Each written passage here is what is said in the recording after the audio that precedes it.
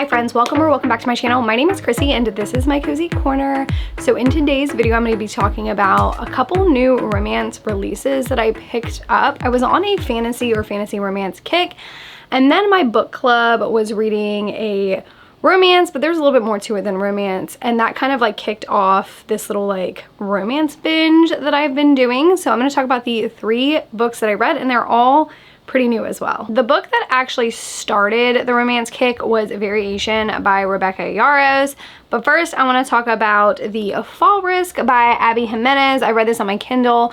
Abby had sent out like a link or something saying that we can get it free download to the Kindle, but only like a limited time. And it was kind of a Valentine's Day inspired little novella. There was only like 80 pages, but Abby Jimenez is one of my favorite authors, so of course leave it up to her to make an 80-page novella, just make you feel things. And I was gonna give it 3 stars because it was short. I was like, but I enjoyed it so much more than that. So basically this is about Seth and Charlotte, and they actually are neighbors in an apartment, and the apartment like complex stairs are being renovated, so they're kind of stuck in their apartments. They both kind of have like heartbreaking backstories.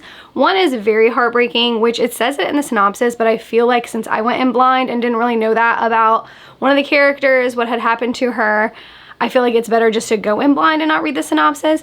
And then the other backstory they kind of pick fun at, so it's not as like harsh, but still like devastating for that character. They bond over their like sad past situations, and they both have like a good sense of humor. So his job title, which I don't want to say too much because it's a novella, he makes a lot of puns, let's just say that were really cute and funny. I just think Abby Jimenez did such a good job making like a quick little like Valentine's Day novella, because I was out of town for my son's volleyball tournament and I don't have a lot of time to read, but I did bring my Kindle with me, so it was kind of the like perfect little book to pick up and read really quick while I was in the hotel, and I got through it in like a day. So definitely if you need a short little like pick me up, this one is perfect. Abby Jimenez, I feel like just does it every single time. One more thing about The Fall Risk by Abby Jimenez, I just looked at like when it was supposed to come out, and it's March 1st, 2025.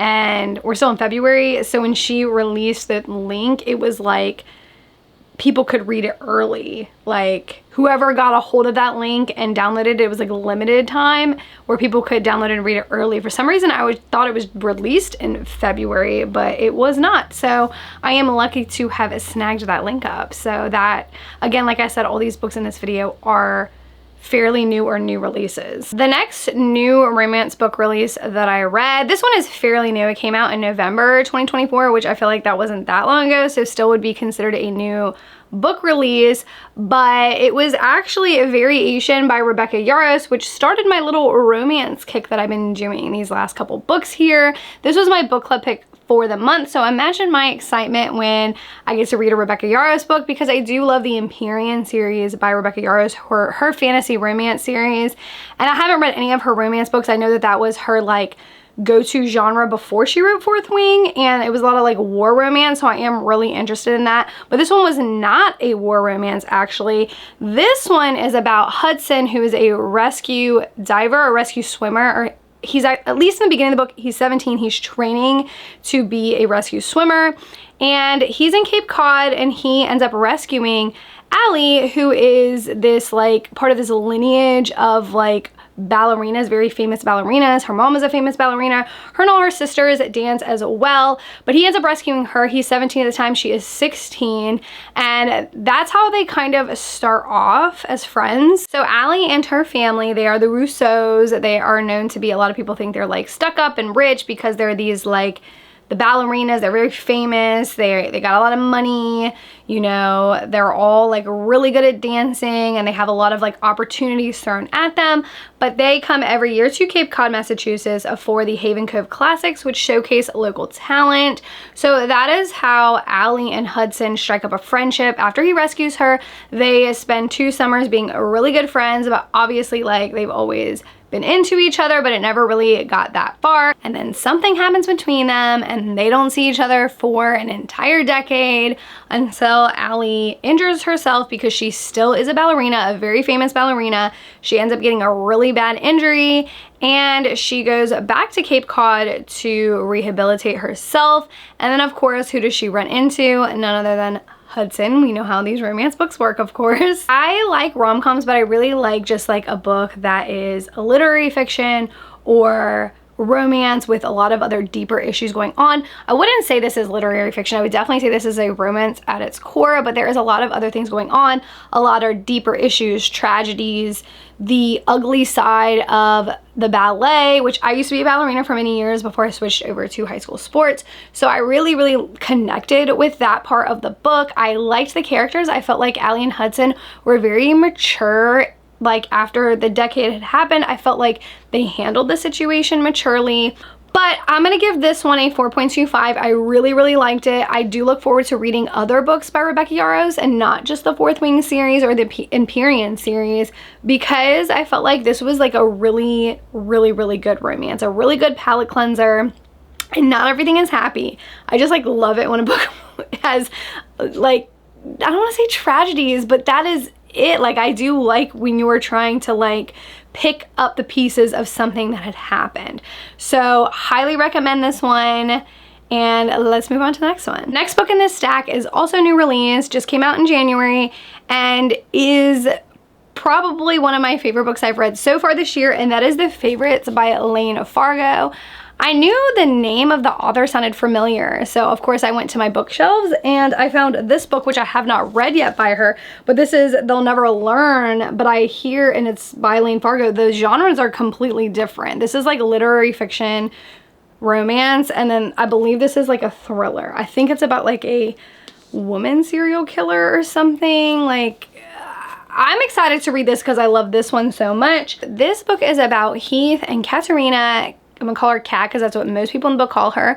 But Kat is obsessed with ice skating and ice dancing. Her dream is to become a competitive ice dancer. She wants to be the best. She looks up to an Olympian, Sheila Lynn, and she wants to be just like her. So she trains at a young age, and a foster child, Heath, ends up watching her while she's ice skating in the rink. They're very young, like I think 7, 8, or 9 years old when he's watching her, and she notices, and she ends up approaching him one day about it. They become good friends, and she ends up training him because she, of course, is like, I'm gonna need a partner sometime in the future, a male partner. They're hard to come by. She ends up training him on a lake, and they grow very close. They both have really hard pasts. He's been in foster care and doesn't have a home at one point, and they kind of bond over these troubled pasts and also her love for ice skating, and that's her first love is ice skating, and Heath throughout the whole book is more of like her second love, but it's very prevalent that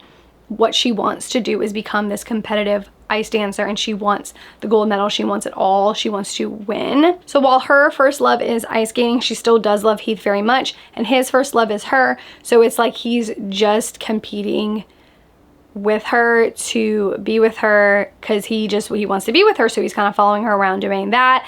And you watch them grow from like adolescents to teenagers to young adults to adults, and you can just see the maturity come later on, obviously, because they're growing up together, but they go through so much stuff. This is not like a happy rom-com book. This is not a book where you're gonna find like things tied up in a bow. It's deep, it's real, it's raw, it's realistic in my opinion, because I've heard like the horrors of like competitive sports and the Olympics and like even ice skating. You heard of some of like the sabotage things that some of the people did back in the day. Like I've seen that stuff like on the news, and this was like highlighting a lot of that like sabotage, rivalry. Then you have like friends who are like pushing each other but like still also kind of rivals. It just is so gritty and like painful at times and depressing, but like I'm a sucker for pain, so that's probably why I love this book so much. But if you are looking for a rom-com, definitely don't pick this up. A lot of people are describing this as Daisy Jones and the Six meets Carrie Soto is back, which is funny because before I saw that comment, I was thinking, Taylor Jenkins Reid, is that you? Is this a pen name? It's not, but she literally, the writing is very like reminiscent of some Taylor Jenkins Reid's book, Taylor Jenkins Reid books that I have read.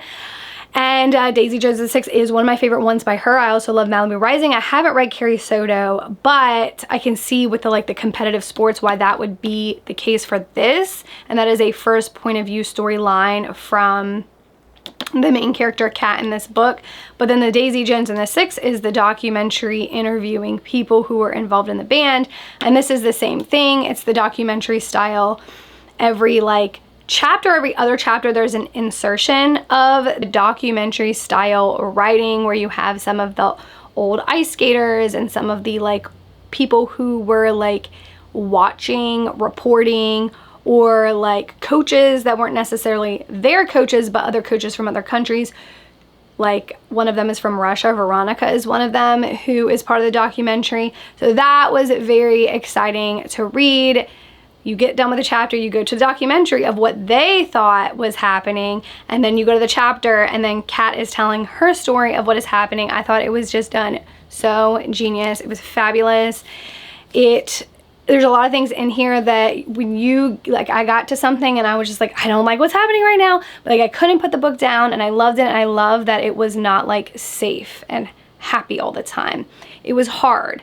They didn't always win. There was a lot of struggle in this book. It just was, I feel like the characters were real. I feel like I was watching a real documentary, because half the time you're watching a documentary and most of the time it's not even happy things happening, and it's hard.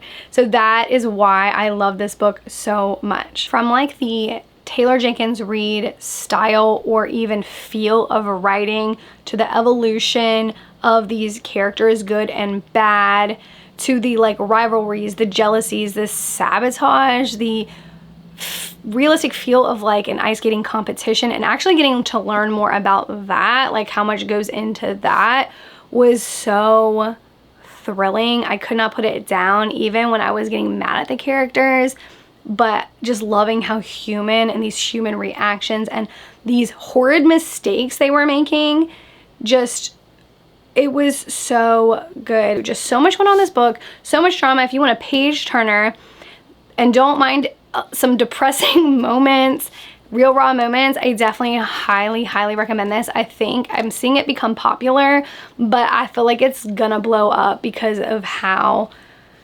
awesome I think it was, because of course these are just my opinions, but I loved it. I feel like I haven't loved, beside a fantasy book, I haven't loved a literary fiction or a romance book in a long time. I've liked them a lot, but loved this. And it wasn't the kind of romance variation. It was more of sweet.